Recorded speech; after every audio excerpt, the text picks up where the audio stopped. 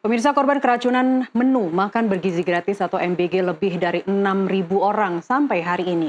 Pelaksanaan program utama Presiden Prabowo Subianto ini pun segera dievaluasi total. Presiden bahkan disebut memanggil seluruh pihak yang terlibat sekembalinya dari sidang umum PBB di New York, Amerika Serikat. Kritik dan saran pun bermunculan.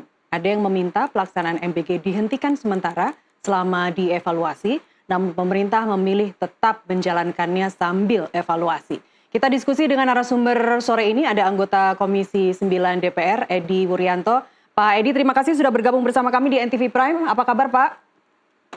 Alhamdulillah, sehat selalu Mbak Nastiti, apa kabar? Baik, Alhamdulillah. Yang kurang baik MBG ini, Pak. Respon dari Komisi 9 setelah terjadi keracunan, korbannya 6.452, terbanyak di Jawa Barat. Apa respon dari Komisi 9? Ya tentu kita semua prihatin ya dengan keracunan ini, tetapi memang program MBG ini program prioritas nomor 1 Presiden. Awalnya targetnya 5.000 dapur, kemudian dinaikkan menjadi 30.000 dapur di tahun 2025. Tentu ini menjadi PR yang berat ya.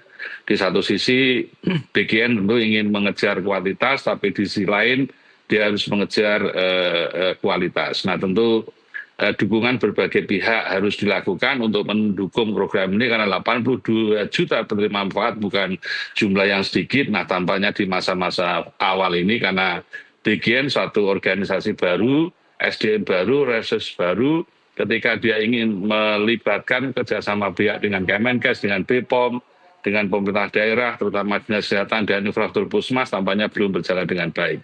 Sehingga berjalannya MBG ini di fase awal ini banyak hal kelemahan sana-sini sehingga dampaknya adalah terjadinya kasus keracunan. Baik, itu sikap apa Pak? Sikap fraksi, sikap komisi? Saya kira fraksi komisi sama ya, karena pada prinsipnya ini kan program utama Presiden dan kita melihat di komisi maupun di fraksi bahwa kasus malnutrisi, kasus stunting dari periode 2019-2024 target 14% tidak tercapai dengan berbagai intervensi, kita ternyata juga stagnan, maka kita ingin mencoba pola baru dan tampaknya Presiden memilih dengan cara MBG ini dengan berbagai pendirian dapur di seluruh Indonesia dan itu sudah melalui pembahasan yang sangat intensif mulai di bulan Oktober sampai kemudian Februari sampai Juli, kemudian sampai sekarang, dan tampaknya semuanya sudah dikomunikasikan dengan Komisi 9 dan seluruh fraksi dan memang kita mendukung program MBG ini, tapi tentu perbaikan sana-sini harus kita lakukan dengan baik. Iya. Jadi perbaikan sana-sini harus dilakukan itu dihentikan dulu sementara atau moratorium, evaluasi berjalan, atau tetap berjalan sambil dievaluasi. Ini dua kalimat yang berbeda. Mana sikap Komisi 9? Evaluasi menyeluruh tidak berarti menghentikan ya, karena kan program ini sudah dimulai di Januari, ini bulan Oktober. Hampir 10 bulan. Iya, 10 bulan. Hampir 10 bulan, tapi korbannya sudah hampir 6.500 anak, Pak. Bahkan keracunannya tidak hanya muntah-muntah, ada yang sampai kehilangan kesadaran. Ini kan nggak mungkin bisa dijalankan, bisa diteruskan begitu saja dengan resiko yang begitu besar. Ya, tetapi tidak semuanya kan dapur di bawah standar ya. Banyak dapur yang bagus dan sebagian besar berjalan dengan baik. Tetapi tentu dari seluruh dapur ada 8.000 dapur yang sudah operasional. Tentu ada beberapa yang di bawah standar. Tentu tidak kita ingin dapur yang sudah berjalan baik kita hentikan. Maka yang kita beri prioritas tentu dapur-dapur yang memang diberi perhatian khusus dapur-dapur yang memang tidak standar. Jadi dengan begitu paralel lah. Kita kan kerjanya paralel. Di satu sisi kita memahami ada kasus keracunan, tapi di sisi lain sistem harus berjalan dan yang lemah-lemah atau yang kurang baik dan dapur-dapur yang baru berdiri ini kita ketati sehingga sebagian besar dapur ke depan akan baik. Dan kasus keracunan ini mayoritas terjadi pada dapur-dapur yang baru operasional. Kita tahu bahwa 50 orang mulai dari kepala SPPI, ahli gizi, accounting, 47 karyawan, melayani 2.000 sampai 3.000 orang pada fase awal ini dengan jumlah yang banyak, lalu mereka persiapannya mungkin minim, Nah tentu ini yang kita perbaiki pada dapur-dapur yang baru, maka kita minta BGN jangan langsung 3.000 dong, 1.000 dulu, naikkan 1.500, begitu nanti berjalan bagus baru dinaikkan secara bertahap.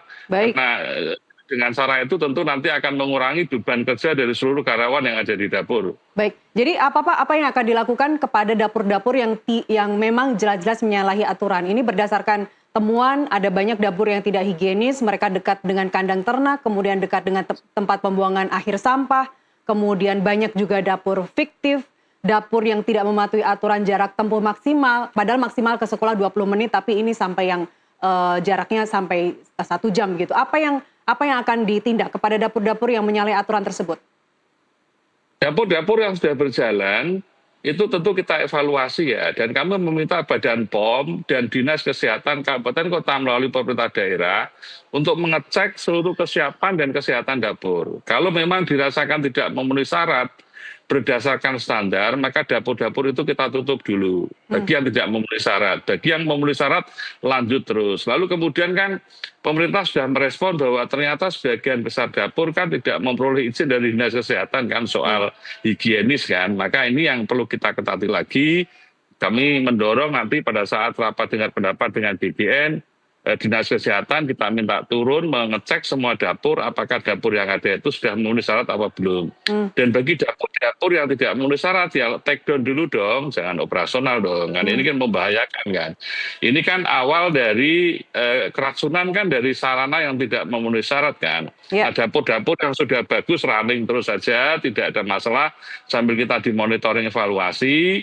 Kemudian dapur-dapur yang sedang berjalan proses mau operasional mau MOU ya standarnya dipenuhi dulu. Jadi BGN jangan mudah memberikan izin kerjasama dengan pihak yayasan yang mengajukan permohonan sebelum semua syarat itu dipenuhi. Jadi antara kualitas dengan kuantitas itu berjalan berbarengan.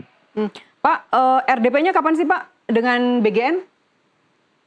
Kita agendakan hari Rabu minggu depan, kita undang bukan hanya BGN tapi Menteri Kesehatan, Badan POM, termasuk BKKBN, Kementerian BKKBN, karena kita ingin semua stakeholder yang terlibat dengan ini itu kita libatkan, bahkan tidak menutup kemungkinan nanti Menteri Dalam Negeri yang biar berkoordinasi dengan pemerintah daerah, kita undang juga agar sinkronisasi antara pemerintah pusat dan pemerintah daerah berjalan dengan baik. Karena selama ini disinyalir antara BGN dan pemerintah daerah itu kerjasamanya belum optimal. Baik, dan itu ketahuannya setelah 10 bulan berjalan ya Pak, setelah 6.500 anak keracunan? Ya tentu pemicunya ya tentu kasus keracunan pemicunya. Tapi bahwa mulai dari persiapan pembuatan protap, pedoman-pedoman, petunjuk teknis, tentu semuanya dikoordinasikan dengan melalui Komisi 9. Hanya persoalannya kan di lapangan kan ini sistem baru kan, menyangkut resources yang banyak, sehingga menurut saya apalagi 47 karyawan diambil dari lingkungan sekitar dapur yang mungkin tingkat pengetahuan tentang bagaimana tata kelola dapur yang baik dia belum pahami, bimbingan teknisnya belum intensif, lalu sudah operasional, dan tentu kelemahan sana sini ini banyak. Jadi intinya antara mengejar